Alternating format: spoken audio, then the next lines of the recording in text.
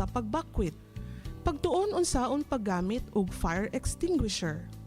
Siguruha nga ang matag miyembro sa pamilya adunay go bag kung adunay sunog o katalagman. I-save ang mga numero sa emergency hotline sa inyong mga cellphone. Nag-uban kami sa paglikay sa sunog, pag-amping.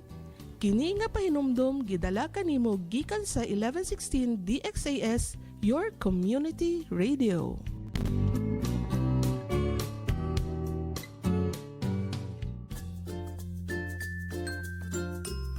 Apo, gusto mong sumama mag-walking-walking? Opo, Lola. Sama ako. Gusto ko talaga kasama ka mag-walking kasi mas masaya. Bakit po ba kayo nagwo-walking? Maraming benepisyo sa pisikal at mental na kalusugan ng walking. Nakakatulong din sa emosyon at pagtulog ng mahimbing. Siyempre, para sa mga buto, kasukasuan at muscles para hindi manghina. Kaya pala malakas at maganda ka pa rin, Lola. Siyempre naman, lalo na at kasama kitang mag-walking. Sasabayan pa natin ng kanta. Walking with Jesus, walking every day, all along the way. Walking with Jesus, walking with Jesus along. 1116 DXAS, your community radio. Kasama sa araw-araw, kakwentuhan ka agapay, kaibigan ka barangay. Ito ang radyo mo. 1116 DXAS, your community radio. 1116 DXAS, your community radio.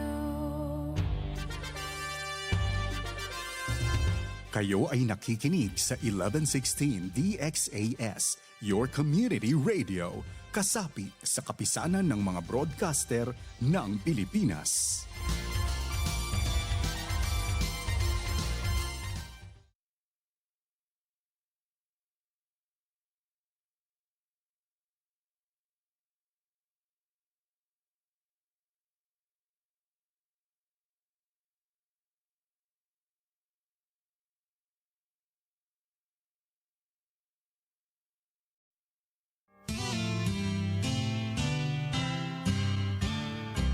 May harding mapananalanginan, doon si Jesus naghihintay. O kay inam ng panalangin ng hardin, doon kay gandang manalangin. Tayong natulog sa luklukan ng Diyos sa hardin ng pananalangin. Mapagpalang araw pong muli sa lahat ng ating mga minamahal na kaibigan at ating mga tagapakinig. Kayo po ay patuloy na sumusubaybay dito sa ating programang Hardin ng Panalangin. Ako pong muli ang inyong kaibigang hardinero, Pastor Eman Aquino, na nagsasabing, every gising is a blessing. Masaya po akong muling makasalo kayo ngayong umaga sa ating pananalangin at siyempre tayo'y muling mapalakas ng Diyos sa kanyang makapangyarihang mga salita na siyang bumabago ng ating buhay. Halina kayo mga kaibigan, wag na po nating pagtagalin. Magsimula na po tayo sa pagbubulay sa mga salita ng Diyos.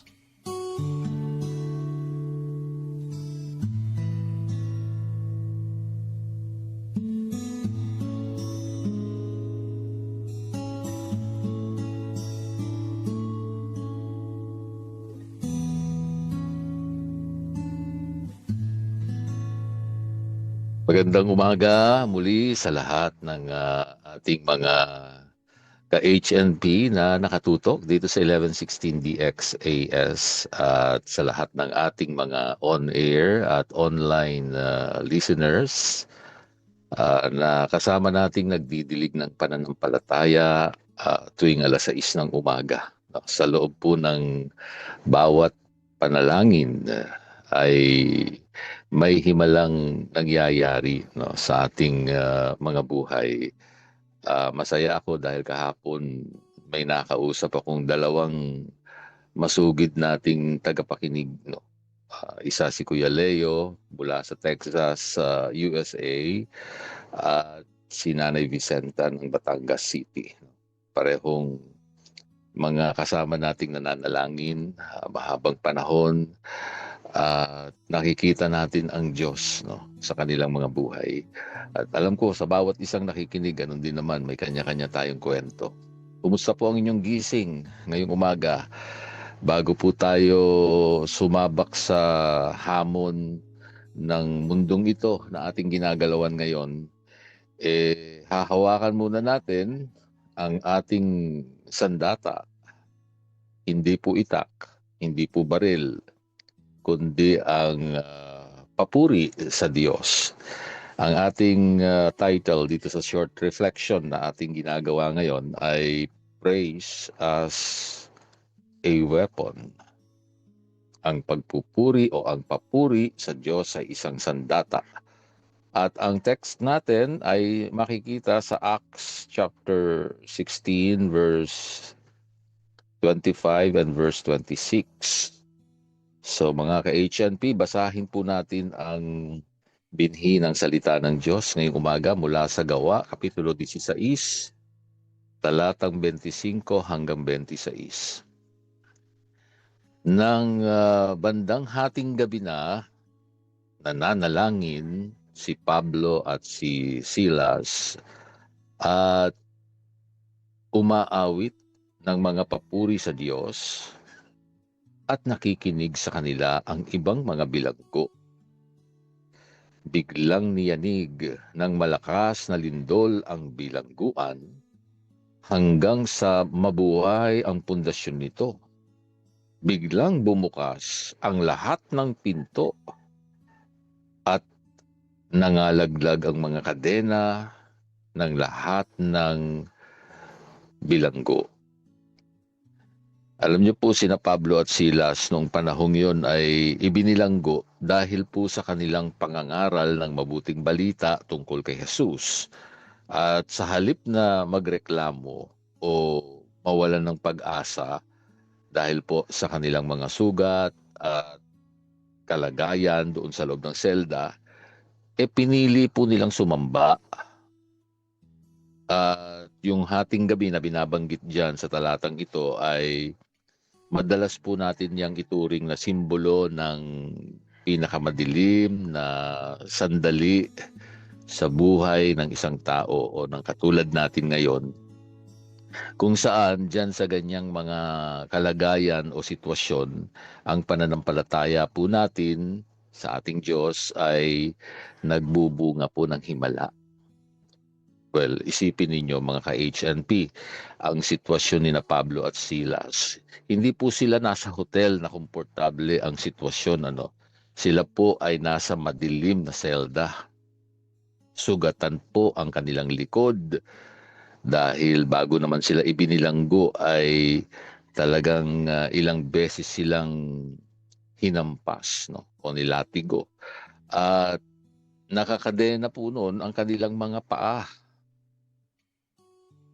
Pero sa halip na aray o bakit Lord ang marinig po sa kanila, ang narinig ng pinuno sa loob ng piitan ay tunog ng pasasalamat, umaawit, nananalangin sa Diyos. Sinasabi po ng Biblia, kasunod na mga talata, bigla pong lumindol at bumukas ang mga pinto ng selda. Ngayon, bakit po ito ang ating topic ngayong umaga? Well, dahil alam ko, maraming mga ka-HNP natin ang parang tila nakakadena pa rin, no? Sa panahong ito ng krisis, ang daming mga bilihing nagtataasan, presyo ng crudo at gasolina, marami nagrereklamo, kasama pa dyan yung mga babayaran na utang, nakakadena pa rin hanggang ngayon sa sakit, no? Karamdamang hindi nawawala, o sa bigat ng loob dahil sa napakaraming problema, negosyong hindi umaangat, walang promosyon sa trabaho, hindi nag-i-increase ang sweldo, ang mga estudyante nag-iisip kung paano pa sila magpapatuloy sa pag-aaral. Mabigat, no? Mabigat sa loob. Well, makinig po kayong mabuti, ha? Gusto ko po kayong anyayahan na pag-isipan niyo po itong aking mga sasabihin ngayon. Number one, praise is a spiritual weapon. Spiritual weapon. Ang pagpuri ay hindi lang po ginagawa kapag feel mo, no, maganda sa kalooban o kaya ay maganda sitwasyon, kundi ginagawa natin ito dahil ito ay kailangan sa lahat ng oras. Ano man ang sitwasyon mo, magaan man, maganda, mabigat, maraming pangangailangan. Kahit na naroon ka pa sa loob ng selda, katulad nila Pablo at Silas. Praise is a spiritual weapon. Pangalawa, praise changes the atmosphere. Kung ang bahay mo o ang opisina mo o sa lugar ng iyong negosyo ay puro reklamo ang naririnig mo, bibigat po ang atmosphere. No? Mabigat. Hirap, parang mahirap kumilos, di ba? Pero subukan mong mag-praise. Simulan mong magpuri sa Diyos. Ang presensya ng Diyos ang mananahan. Makikita mo, hindi naman agad-agad nagbabago ang lahat. Hindi naman natin sinasabing pag nagpuri ka, katulad nila Pablo, agad-agad ay magbabago ang sitwasyon, matatanggal ang kadena. Pwedeng kahit na nariyan ka pa rin, no? Sa gitna ng iyong krisis, sa gitna ng problema mong pinagdadaanan, pero dumadaloy ang presensya ng Diyos sa buhay mo dahil pagpupuri ang lumalabas sa iyong bibig at hindi pagrereklamo. Ikatlo, praise is an act of defiance. Kapag nagpupuri ka sa kabila ng problema, sinasampal mo yung kaaway ng Diyos, si Satanas. Sinasabi mo sa Diablo, kuhanin mo na ang lahat. Pero ang kanta ko para sa Panginoon, hindi mo mananakaw. Alam nyo, kapag ganyan ang paninindigan natin, grabe yan, no? Mga ka-HNP, nag-praise, nagpuri sila Pablo habang nakakadena pa. Huwag mong hintayin na gumaling ka bago ka magpuri sa Diyos.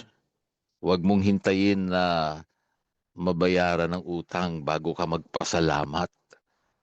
Huwag mong hintayin na umangat ang negosyo muna bago ka magpuri o kaya ma-promote ka sa trabaho bago ka magpuri sa Diyos o kaya makapagtapos ka ng pag-aaral saka ka magpapasalamat. No, habang nandyan ka sa sitwasyong yan, kahit nahihirapan ka pa, praise Him while you're in the cell.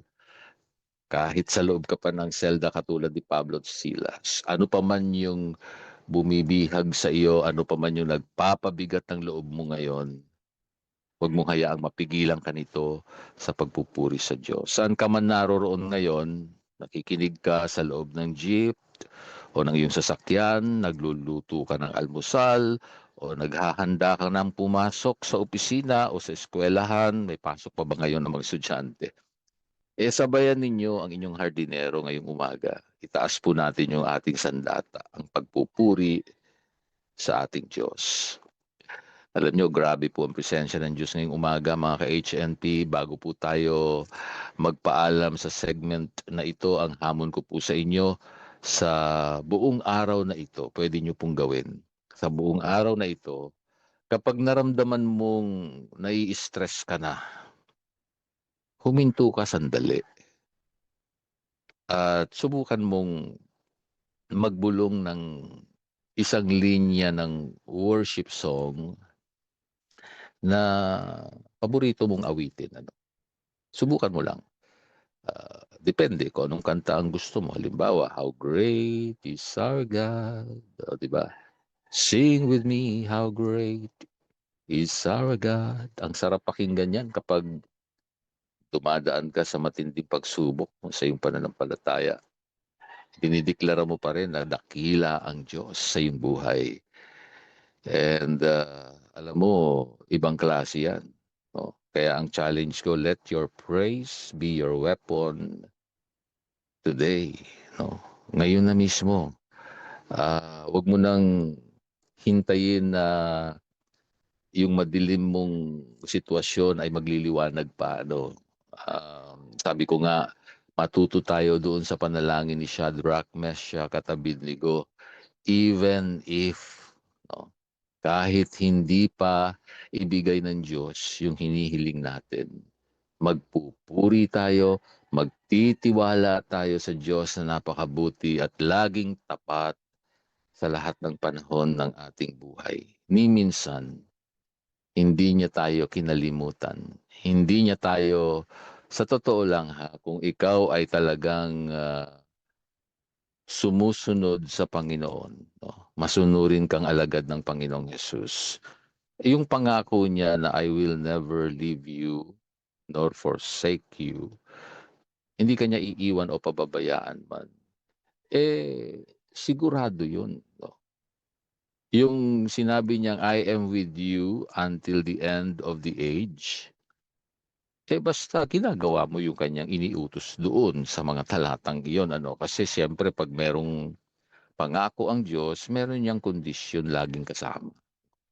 Kailangan gawin mo yung kondisyon. At doon sa I am with you until the end of the age, sabi ni Lord doon, humayo kayo at gawin yung alagad ko ang lahat ng bansa. Diba? The Great Commission na ating tinanggap sa Panginoon. Kung minsan nagiging the great omission dahil hindi naman natin sinusunod. Ano? Kaya kung hindi mo susundin yun, hindi mo rin mararanasan yung pangako ng Diyos. Di ba? Kasi sa bawat pangako, merong kondisyong nakalapat. No? Kaya tingnan natin yun. Ano ba yung pinapagawa ng Diyos? At dito, ang sinasabi ay magpuri tayo sa Diyos. Ano man ang sitwasyon sa buhay, sa loob man ng selda, o ikaw ay nakakadena pa rin ngayon sa iyong karamdaman, sa iyong problema, sa iyong pangangailangan, lahat-lahat na. Pagsamasamahin na natin, bigat ng loob ang resulta. Huwag mong hayaang mapigilan ka niyan. Purihin mo na ang Diyos sa umagang ito. Ako pong muli ang inyong hardinerong nagpapaalala, Pastor Eman Aquino. Pinagpala na po ng Diyos ang mga salita niyang tinanggap natin sa ating puso.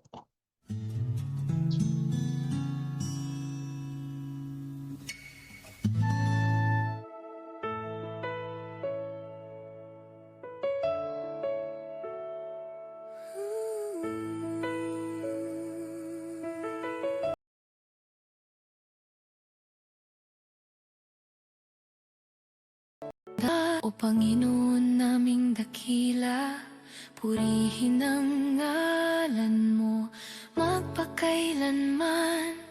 Dumating nawa ang iyong kaharian, mangyari nawa ang iyong kalooban. Sa aming mga buhay, ikaw lang ang papupurihan. Sa iyo kami umaasa, sa lahat ng aming kailangan. Sa mga tukso kami ay tulungang lumayo. Sa mga kasalanan kami ay patawarin. At patawarin namin ang nagkasala sa amin. Sa araw-araw ay ikaw lang ang susundin. Ama namin, narito ang aming dalangin. Kami ay iyong dinggin, kami ay katagpuin sa hardin ng panalangin.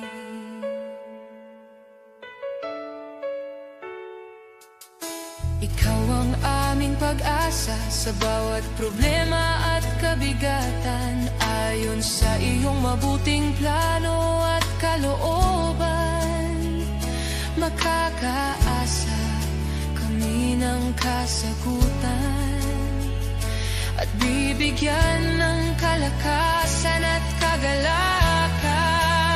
O Ama na namin, narito ang aming dalangin. Kami ay iyong dinggin, kami ay kataguin sa hardin ng panalangin. O Ama na namin, narito ang aming dalangin. Kami ay iyong dinggin, kami ay kataguin sa hardin ng panalangin.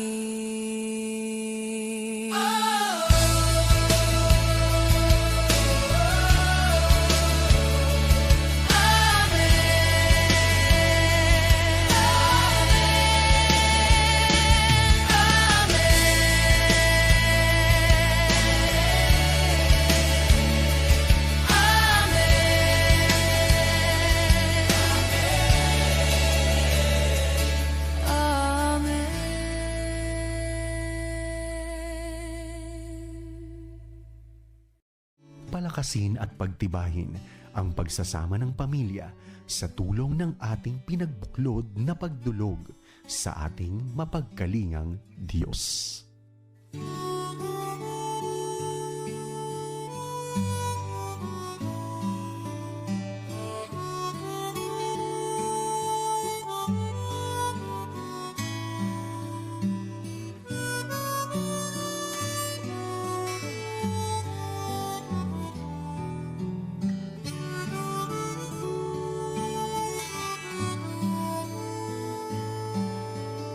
Kayo po ay patuloy na nakikinig dito sa ating himpilang 1116 DXAS, your community radio. At sa programang Hardin ng Panalangin, dinadala natin ang ating mga kahilingan sa presensya ng ating Diyos. Sama-sama po tayong lumapit sa ating Panginoon at manalangin.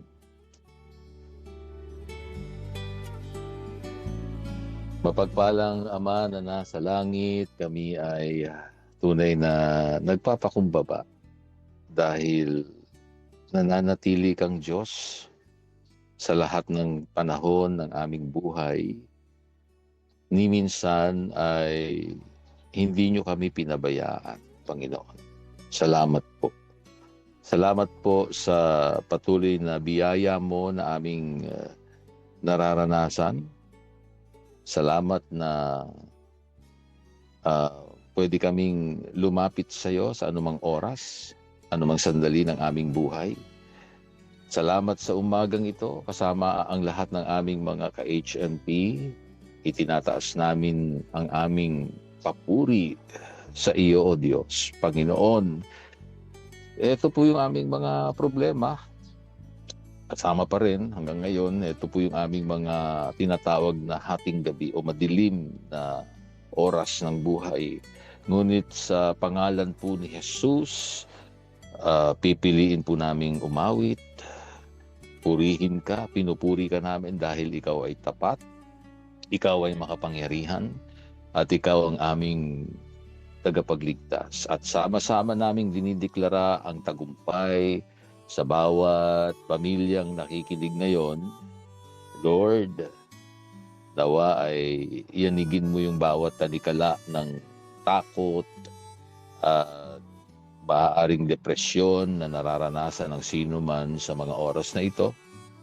Nilalapit ko sa iyo yung mga pinahihirapan ng kanilang mga karamdaman, pangangailangan, maging ang kalagayang pangkabuhayan po nila sa kanilang pagtatrabaho, sa kanilang negosyo, maraming pag-aalala sa kanilang property. Ikaw pa rin ang Diyos. Itinataas ko si Kuya Noli sa kanyang nararamdamang anxiety, may self-pity at uncertainty.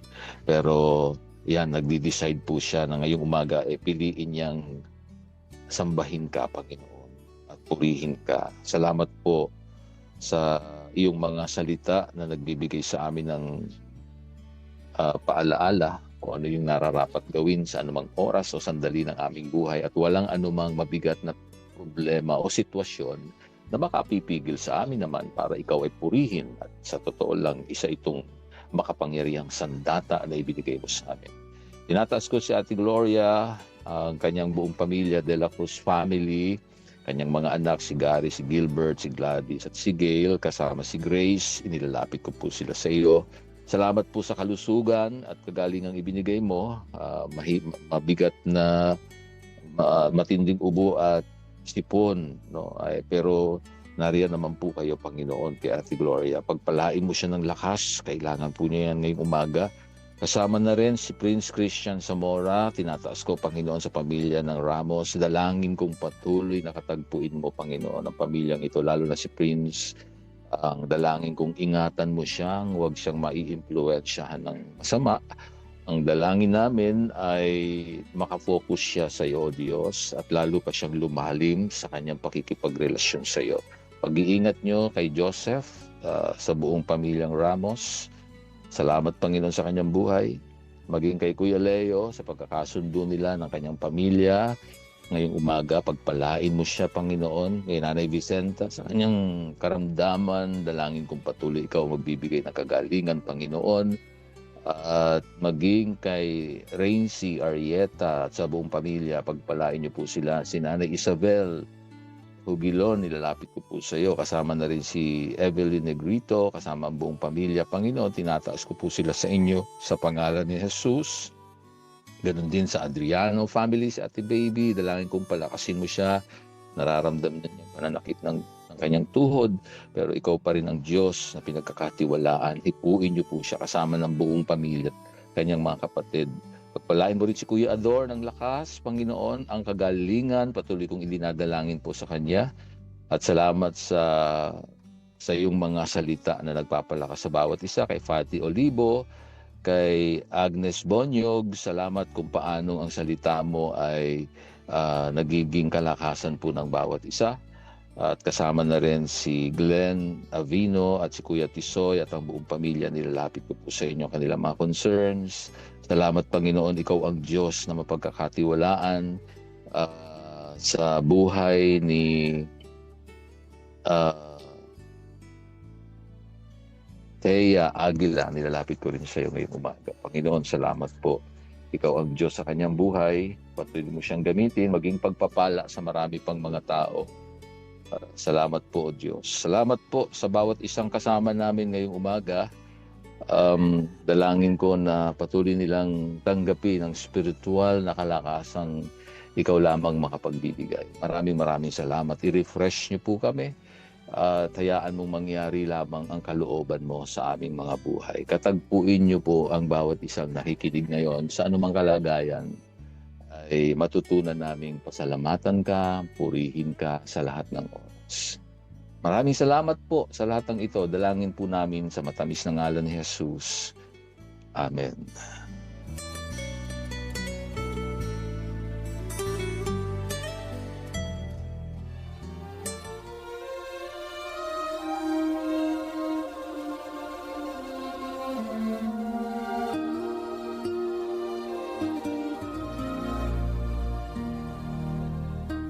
Kagalakan ko po ang maging lingkod ng Diyos sa inyong buhay dito pa rin sa Himpilang 1116 DXAS, your community radio.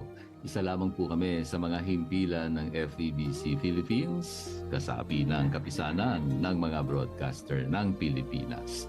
Kung nangangailangan po kayo ng panalangin at pagbisita sa inyong bahay, maaari nyo pong ipadala ang inyong mensahe sa mobile number 0917-125-8201. Hanggang sa susunod pong muli sa parehong oras at himpilan pa rin, maraming salamat sa inyong pakikinig at maraming salamat kay Rolando Alfonso at Romel Paulino na umaalalay sa atin sa bawat umaga.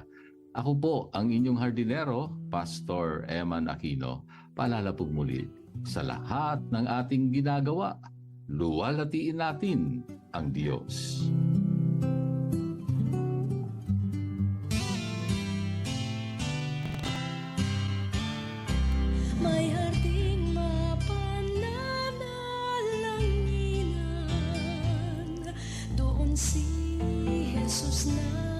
lagi